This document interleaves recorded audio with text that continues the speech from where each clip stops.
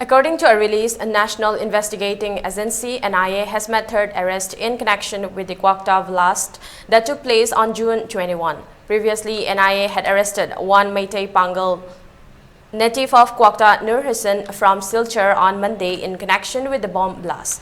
The arrested persons has been identified as MD Islauddin Khan. The NIA release said investigations in RC01-2023 NIA IMP revealed the involvement of MD Islauddin in the bomb blast that took place on June 21 in an IED-laden Scorpio vehicle parked over a bridge located at Phugakchau Ikai Awang Laikai along Tidim Road in Bishnupur district. It may be recalled that 3 persons were injured and the bridge along with nearby houses got damaged as a result of the bomb blast. NIA stated that further investigations in the case are in progress.